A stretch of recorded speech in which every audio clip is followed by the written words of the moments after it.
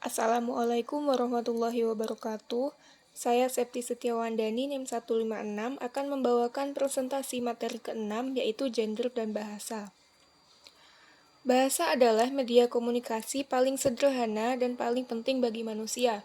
Melalui bahasa, orang bisa mengekspresikan pikiran, perasaan, ide, dan informasi secara efektif. Bahasa dianggap sebagai media komunikasi yang paling sederhana karena, pertama, simbolisme dan kesepakatan.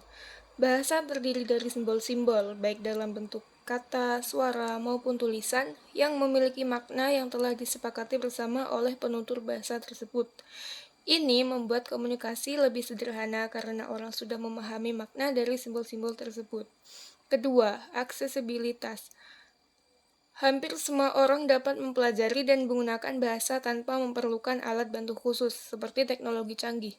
Bahkan, orang yang tidak bisa berbicara dapat menggunakan bahasa isyarat atau tulisan untuk berkomunikasi.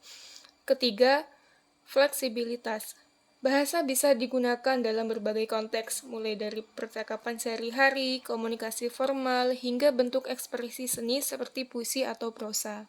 Keempat, efisiensi. Dengan bahasa, manusia bisa menyampaikan informasi dengan cepat dan efisien. Kalimat atau kata-kata sederhana bisa mencakup banyak makna, memungkinkan komunikasi yang efektif dalam waktu singkat. Dan yang kelima, karena bahasa itu universalitas. Semua manusia menggunakan bahasa, baik lisan maupun non-lisan, untuk berkomunikasi. Walaupun ada ribuan bahasa yang berbeda di seluruh dunia, prinsip dasar komunikasi melalui bahasa tetap sama. Sejak dulu, para ahli bahasa telah meneliti bahwa perempuan dan laki-laki menggunakan bahasa yang berbeda. Otto Jespersen, pada bukunya dengan judul Language is Nature, Development and Origin, mengatakan bahwa laki-laki dan perempuan di suatu suku Karibea menggunakan bahasa yang berbeda.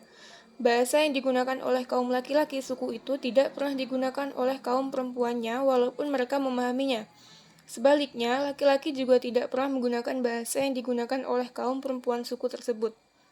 Holmes pada tahun 1992 mencatat bahwa di Montana, suku Indian Amerika Gros Ventre, perempuan atau laki-laki yang menggunakan bahasa dari lawan jenisnya akan dianggap biseksual atau transgender oleh kelompok tua-tua suku tersebut. Robin Lakoff, seorang pakar sosiolinguistik, pada bukunya Language and Woman's Place, berpendapat bahwa kaum perempuan mengalami diskriminasi bahasa dalam dua hal.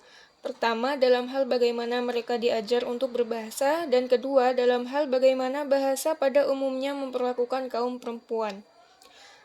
Perempuan dituntut untuk berbicara seperti seorang lady, yaitu lemah, lembut, dan sopan. Bahasa perempuan menunjukkan ketidakberdayaan mereka. Apabila mereka tidak berbicara seperti seorang lady, maka akan dikritik sebagai tidak feminim. Namun, apabila mereka berbicara lemah lembut dan sopan, mereka juga akan dinilai sebagai kaum yang lemah. Dalam materi gender dan bahasa, yang pertama akan kita bahas adalah man-ling words, merujuk pada kata-kata atau istilah dalam bahasa yang secara tradisional terkait dengan jenis kelamin laki-laki. Meskipun seringkali digunakan untuk merujuk pada orang secara umum terlepas dari jenis kelamin. Kata-kata ini memiliki konotasi maskulin karena mengandung kata man, atau sejarah penggunaannya yang lebih umum untuk menggambarkan peran atau kegiatan yang diasosiasikan dengan laki-laki. Beberapa contoh man-ling words antara lain, yang pertama adalah chairman, digunakan untuk merujuk pada pemimpin rapat atau organisasi, meskipun bisa merujuk pada laki-laki maupun perempuan. Sekarang, istilah chairperson atau chair sering digunakan untuk lebih netral secara gender. Yang kedua adalah policeman, biasanya merujuk pada petugas polisi, tetapi istilah netral police officer lebih sering digunakan saat ini untuk menghindari konotasi gender.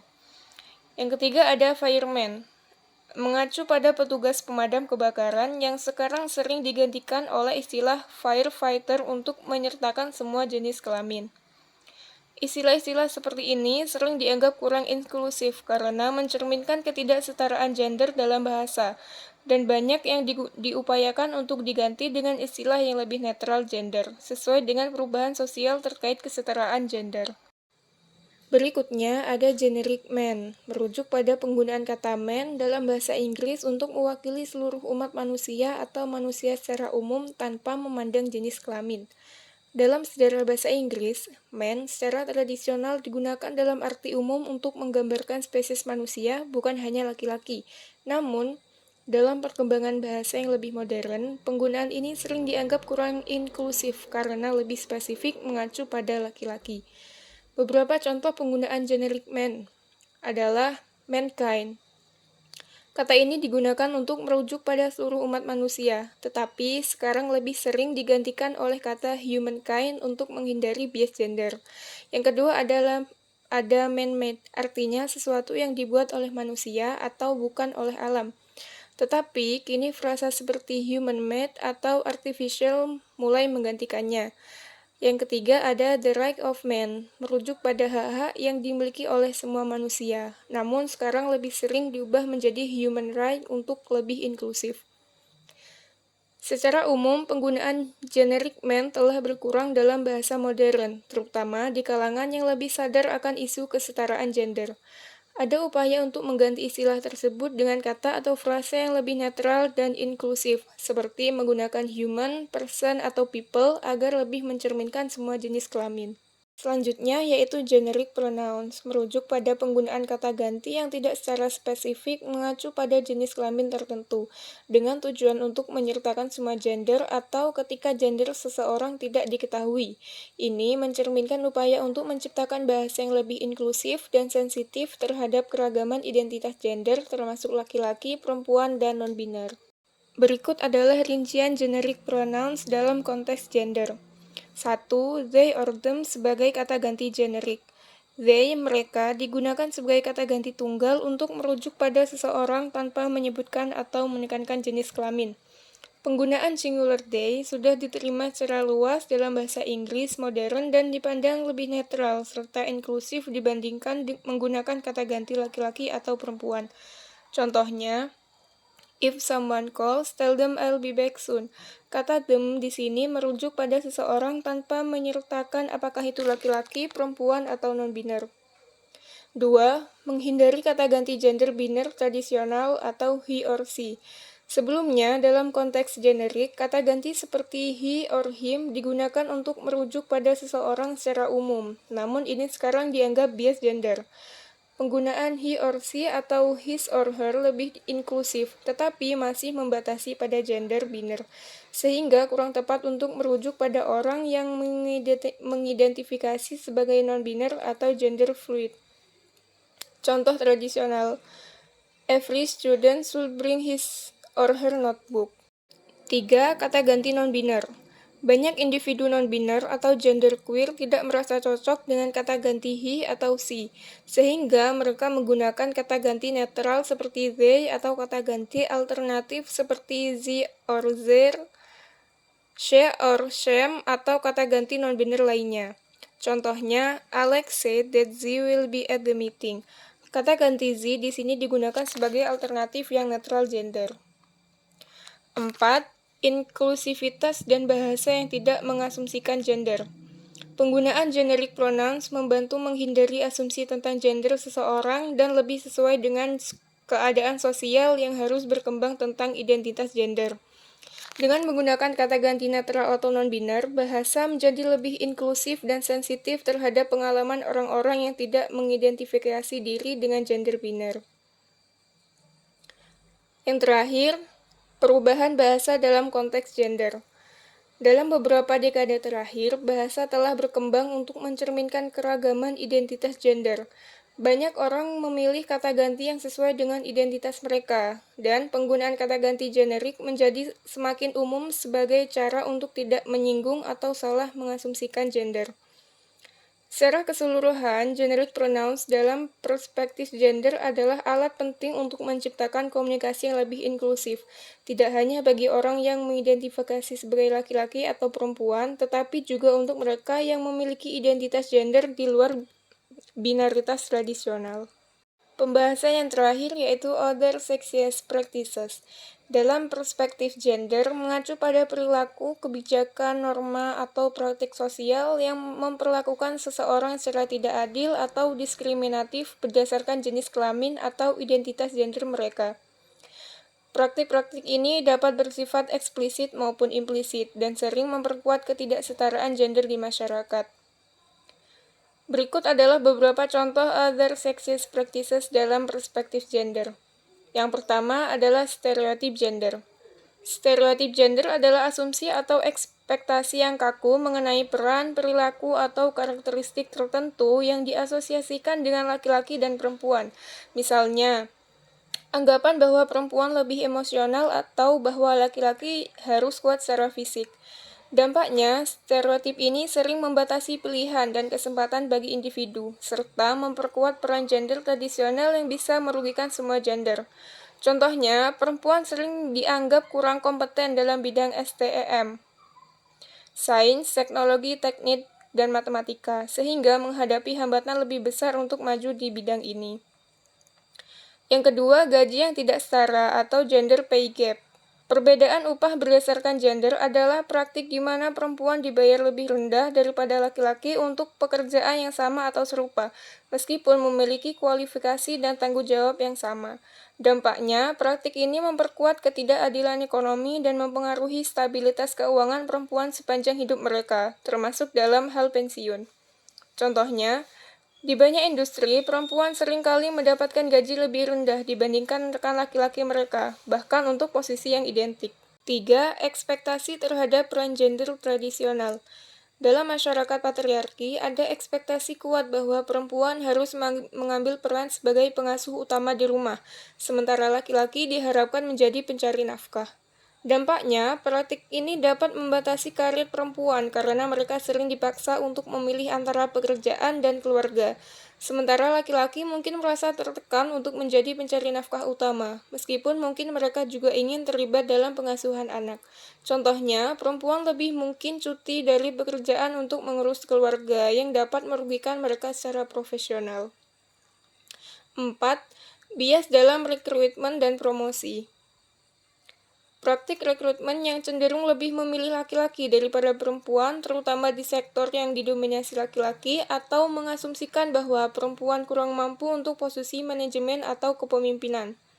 Dampaknya, hal ini menyebabkan glass ceiling atau langit-langit kaca, yaitu hambatan tidak terlihat yang menghalangi perempuan untuk naik ke posisi eksklusif atau kepemimpinan tertinggi dalam organisasi. Contohnya, dalam banyak perusahaan, lebih sedikit perempuan yang dipromosikan ke posisi manajemen senior dibandingkan laki-laki maupun mereka memiliki kualifikasi yang sama.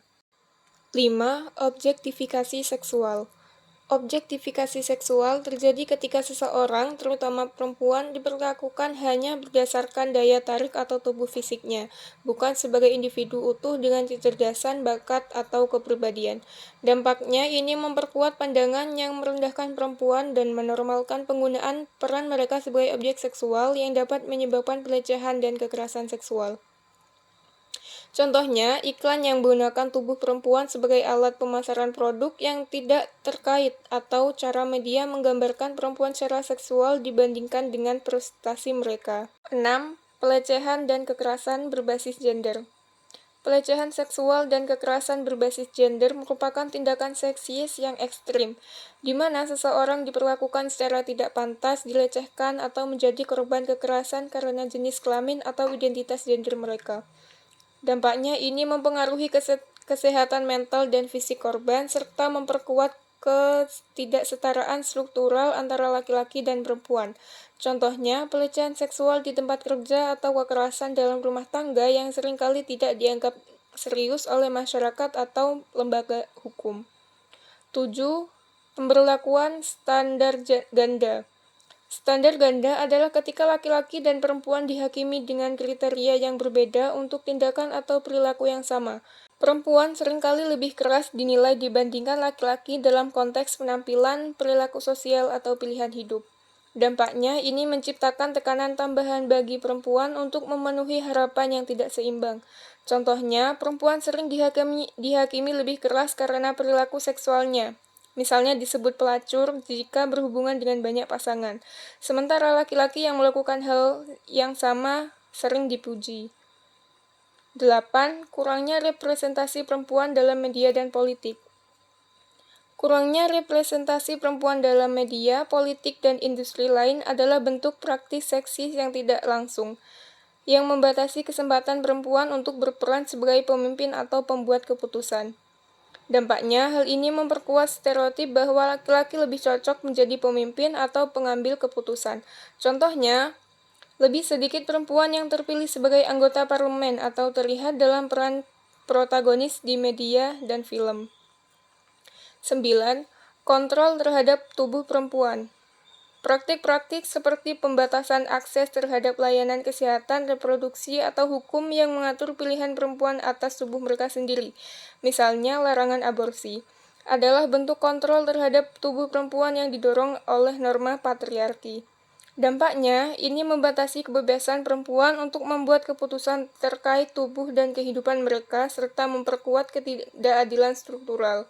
Contohnya, negara-negara dengan undang-undang yang sangat membatasi hak aborsi atau akses kontrasepsi yang tidak merata. Secara keseluruhan, other sexist practices memperkuat ketidaksetaraan gender dan merugikan perempuan serta kelompok non-biner, baik dalam kehidupan pribadi, profesional, maupun sosial.